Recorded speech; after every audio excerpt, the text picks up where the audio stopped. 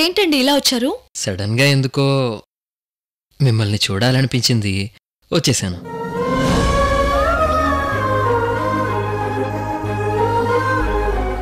రోజులో కనీసం 10 సార్లు మిమ్మల్ని చూడాలనిపించడం నిజం. బెదిరిస్తున్నారా? బెదిరింపో బుజ్జగింపో నీ ఇష్టం వచ్చినట్టు అనుకో. చెప్పింది వింటే ఉంటాడు, లేకపోతే ఆ లోకిలా ఎప్పటికీ కనపడకుండా పోతాడు.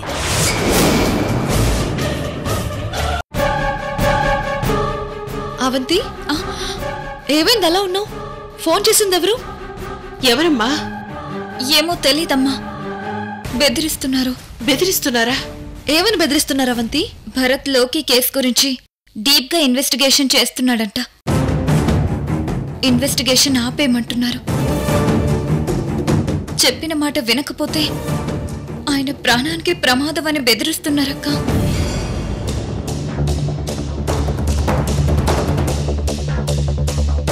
అయ్యో భగవంతుడా, ఏంటయ్యా ఈ దారుణం? అవును, ఇంతకుముందు ఆ గొంతు ఎప్పుడైనా విన్నావా అవంతి? ఏమోనమ్మా, నాకేం గుర్తు రావడం లేదు. టెన్షన్లో నా మైండ్ ఏమీ పనిచేయడం లేదు. కంగారు పడకమ్మా, భరత్తో ఒకసారి మాట్లాడి చూద్దాం. కంగారు పడకుండా ఎలా ఉంటానమ్మా? శత్రువులెవరూ లేకుండానే నాన్నగారిని పోగొట్టుకున్నాను. శత్రువుగా మారిన భర్తను నువ్వే చేతులా చంపుకొని ఒంటరిదాని వయ్యావు. ఇప్పుడు నీ చెల్లికేమన్నా అయితే నేను తట్టుకోలేనమ్మా, నేను తట్టుకోలేను. కంగారు పడకమ్మా, ఈ విషయాన్ని వెంటనే ముందు ఆంటీతో చెప్దాం. ఏం చేయాలో ఆంటీని డిసైడ్ చేస్తారు కదా. నాకు అక్క చెప్పిందే కరెక్ట్ అనిపిస్తుందమ్మా. సరే పదండమ్మా.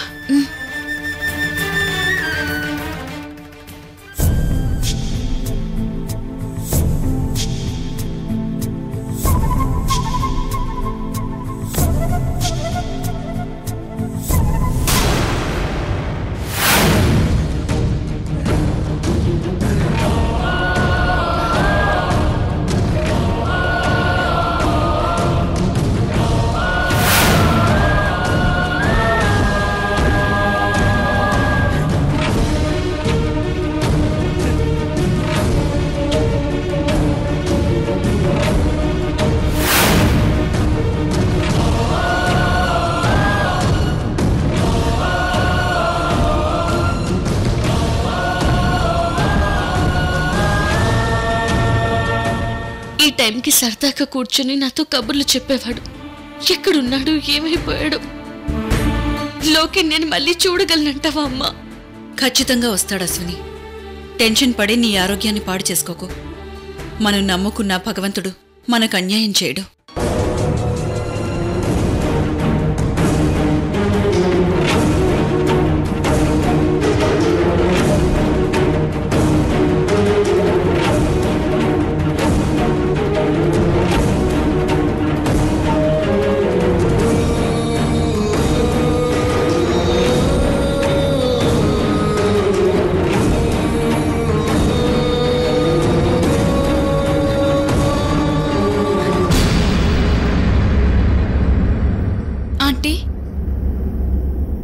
అవంతి, సుమిత్ర, రండి కూర్చోండి.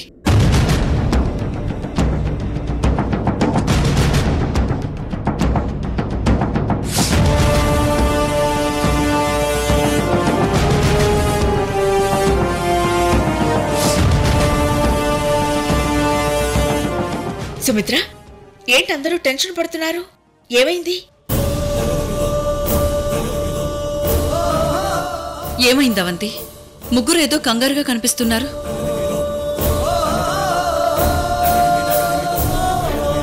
ఇందాక అవంతికి ఎవరో ఫోన్ చేసి బెదిరించారు రోజీ.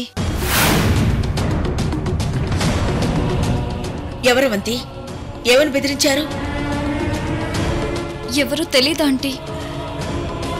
లోకి మిస్సింగ్ కేసు విషయంలో మా ఆయన సీరియస్ గా ఇన్వాల్వ్ అయ్యి ఎంక్వైరీ చేస్తున్నారంట. కేసుని చూసి చూడనట్టు వదిలేకపోతే లోకికి పట్టిన గతే మా ఆయనకి పడుతుందని బెదిరించారంటీ.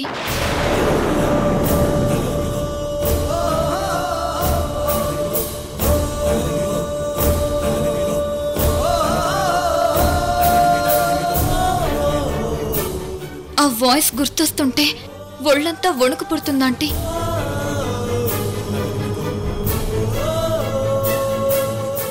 భరత్ని చంపేస్తామని అతను స్పష్టంగా చెప్తున్నాడు.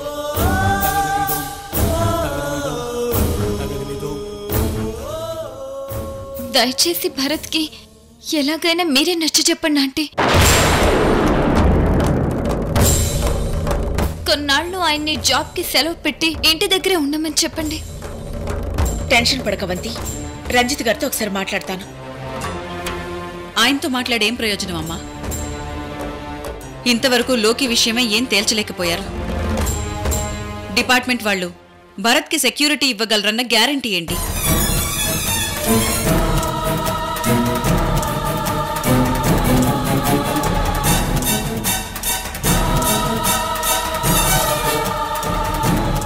ప్రతి విషయాన్ని లోకి విషయంతో పోల్చి చూస్తే ఎలా భార్గవి?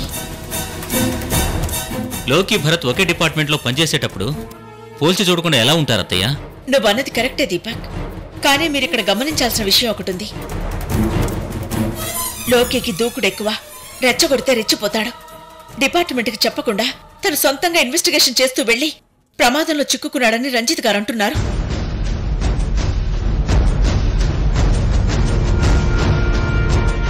కానీ భరత్ అలా కాదు. డిపార్ట్మెంట్కి ఇన్ఫార్మ్ చేయకుండా తను ఏ పని చేయడు, ఏ ఎంక్వైరీకి వెళ్ళడు.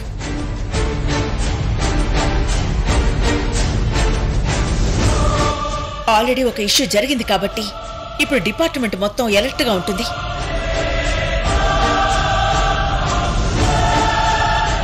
భరత్ మీద అటాక్ చేస్తే తమకే ప్రమాదమని ప్రతి ఒక్కరికి తెలుసు.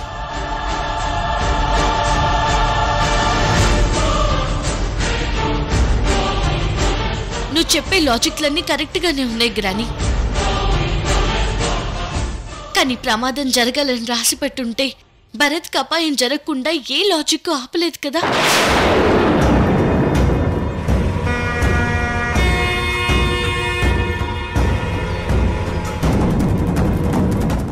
కీడెంచి మేలించమన్నారు రోజీ. పసుపు కుంకుమలు పోగొట్టుకున్న సింధును తలుచుకుంటూ ప్రతిరోజు గుండెకోత అనుభవిస్తున్నాను. ఇప్పుడు భరత్కి ఏదైనా అయితే నా గుండె ఇక పనిచేయదు రోజీ. బాధపడకు సుమిత్ర, ఏదో ఒకటి ఆలోచిద్దాంలే. దయచేసి నా గురించి తప్పుగా అనుకోకు రోజీ.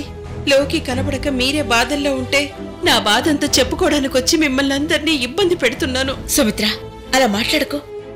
బాధ ఎవరికైనా బాధే. మనందరికీ ఇది పరీక్ష సమయం. ఇలాంటప్పుడే అందరూ ధైర్యంగా ఉండాలి. అవంతి, వచ్చిన థ్రెటనింగ్ కాల్ గురించి భరత్కి ఫోన్ చేసి చెప్పావా? లేదంటీ, ముందుగా మీకే చెప్దామని వచ్చాం. ఆ నెంబర్కి రిటర్న్ కాల్ చేశావా? లేదంటీ, ఆ వాయిస్ వింటేనే వణుకు పుట్టింది. నీ ఫోన్ ఇటువు.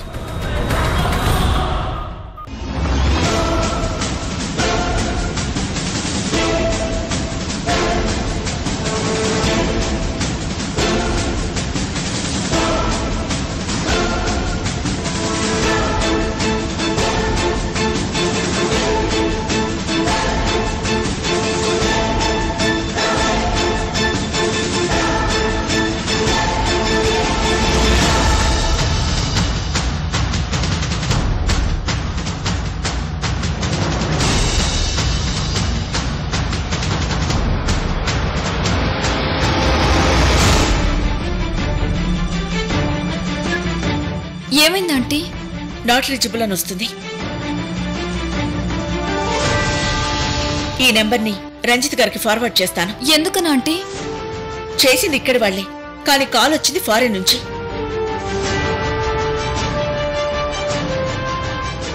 వాళ్ళు ఇంటర్నెట్ యూజ్ చేసి కాల్ రూటింగ్ ద్వారా నీతో మాట్లాడారు. పట్టుకోవడం దాదాపు అసాధ్యం. ఒకవేళ ట్రై చేసినా చాలా టైం పడుతుంది. రోజీ,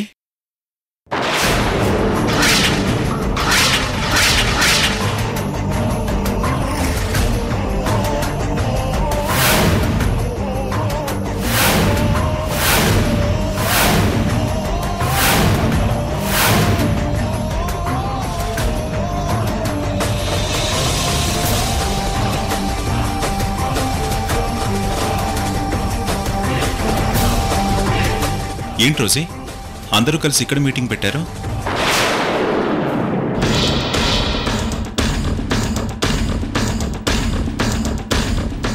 చెప్పింది వింటే ఉంటాడు, లేకపోతే ఆ లోకిలా ఎప్పటికీ కనపడకుండా పోతాడు. ఏంటి రోజీ అందరూ కలిసి ఇక్కడ మీటింగ్ పెట్టారు?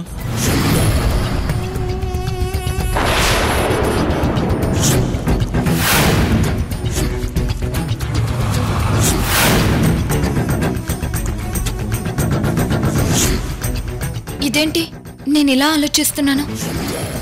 మాయమైంది తన బిడ్డలాంటి లోకి, తన సొంత మనిషి. చలసాన్ అంకుల్ ఎందుకు ఇందులో ఇన్వాల్వ్ అవుతారు? మరి నేను ఫోన్లో విన్న వాయిస్ అంకుల్ వాయిస్ లాగానే ఉందే. ఏంటమ్మా అందరూ ఏదో టెన్షన్లో ఉన్నట్టున్నారు, ఏమైంది? అవంతికి థ్రెటనింగ్ కాల్ వచ్చిందండి.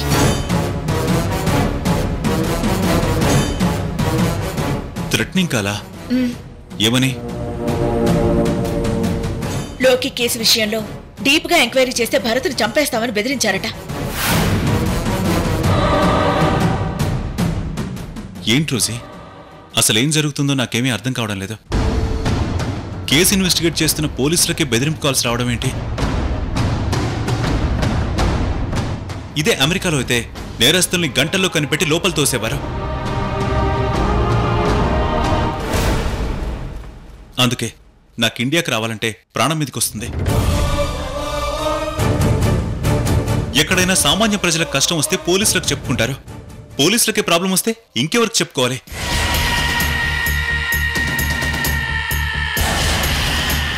సుమిత్ర, ఈ విషయంలో మీరేం కంగారు పడకండి. నేనిప్పుడే కమిషనర్ గారితో మాట్లాడతాను. మీ ఇంట్లో అన్ని ఫోన్ల మీద నిఘా పెట్టమని చెప్తాను. మీరు కూడా ప్రతి క్షణం జాగ్రత్తగా ఉండండి.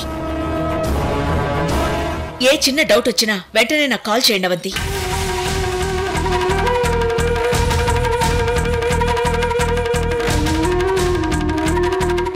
సరే రోజీ, మేము ఇక వెళ్ళొస్తాం. అలాగే సుమిత్ర, నేను మిమ్మల్ని ఇంటి దగ్గర డ్రాప్ చేస్తాను. వద్దులేండి ఆంటీ, నేను ఆల్రెడీ క్యాబ్ బుక్ చేశాను. సరే అవంతి, జాగ్రత్తగా వెళ్ళండి. నువ్వేం టెన్షన్ పడకు, అంతా నేను చూసుకుంటాను. సరేనా? వెళ్ళొస్తాం సింధు. అలాగే అమ్మా. జాగ్రత్తగా వెళ్ళండి. రా సింధు.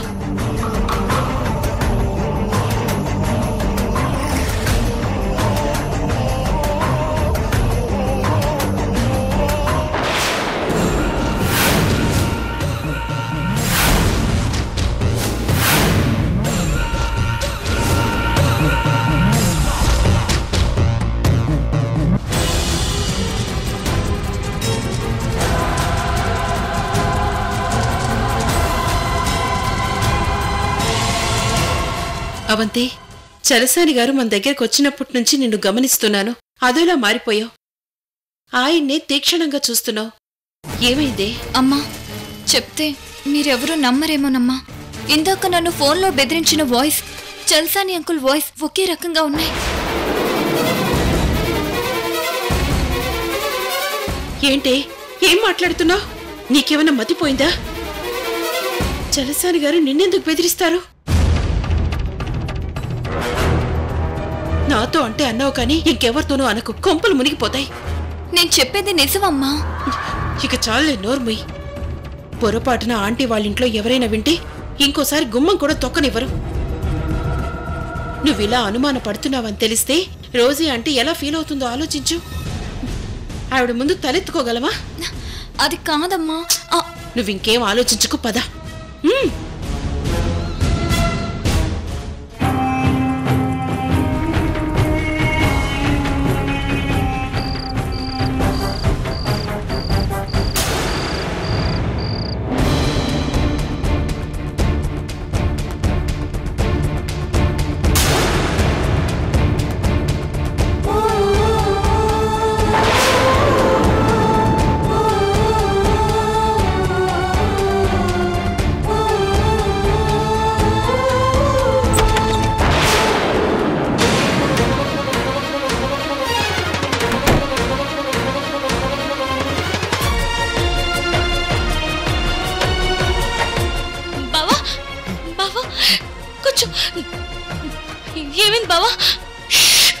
అరవకు అశ్విని. ఏంటి బావా అంత టెన్షన్ గా ఉన్నావు? ఏమైంది బావా? ఏమైంది నీకు? హే, గట్టిగా మాట్లాడకు అశ్విని. ఎందుకంటే శత్రువుల నుంచి తప్పించుకుని పారిపోయి వచ్చాను. కొంతమంది నన్ను తరుముతున్నారు. అసలు ఏం జరిగింది బావా? నీ మీద అటాక్ చేసింది ఎవరు? నా మీద అటాక్ చేసింది ఎవరో నేను చెప్పినా నువ్వు నమ్మవు అశ్విని. ఎవరు బావా? ఎవరు నేను చంపాలని చూసింది? బాగా దాహం వేస్తుంది అశ్విని, కొంచెం మంచినీళ్ళవా? సరే ఒక్క నిమిషం.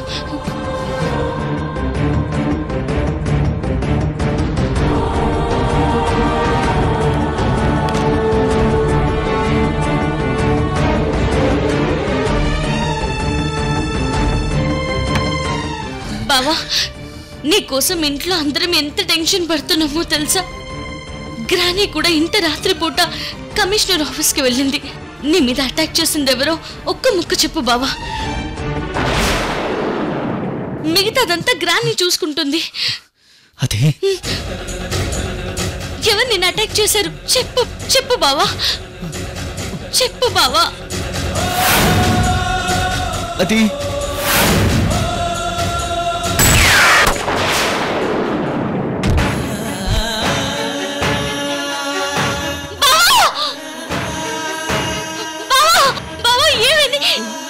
బావా బావా బావా బావా బావా బావా.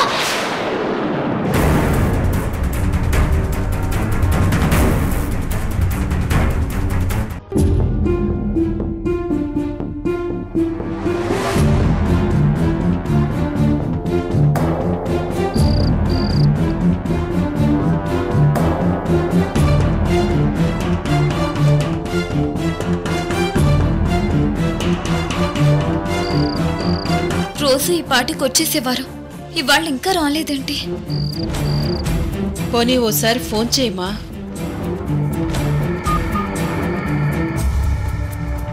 మీరు కాల్ చేస్తున్న వ్యక్తి వేరే కాల్లో మాట్లాడుతున్నారు. మీరు వేచి ఉండండి లేదా తర్వాత మళ్ళీ కాల్ చేయండి.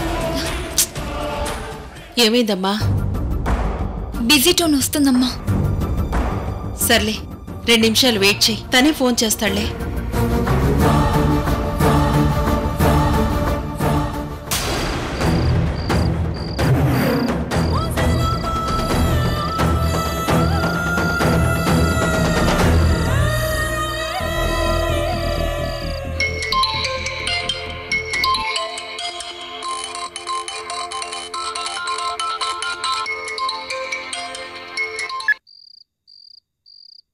ఏంటమ్మా ఫోన్ లిఫ్ట్ చేయడానికి ఇంత లేట్ చేస్తే ఎలా? ఒక మనిషి ప్రాణం తీయడానికి కూడా ఇంత టైం పట్టదు తెలుసా? ఏంటి వాయిస్ మారిందని కంగారు పడుతున్నావా పాపా? నేను వాయిస్ మార్చుకోగలను, రూపం కూడా మార్చుకోగలను. ఎవరైనా చావుకు కొద్ది క్షణాల ముందు మాత్రమే నా అసలైన రూపాన్ని చూస్తారు. ఈరోజే నీ భర్తకి నా విశ్వరూపం చూపించమంటావా?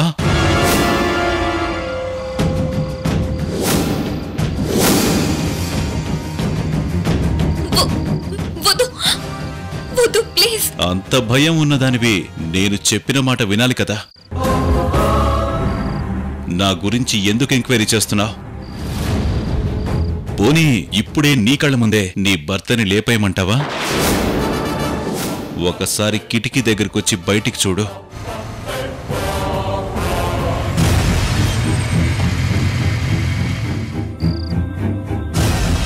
కుడివైపున గోడ పక్కన మా మనిషి ఉన్నాడు. అతని చేతిలో ఏముందో చూడు.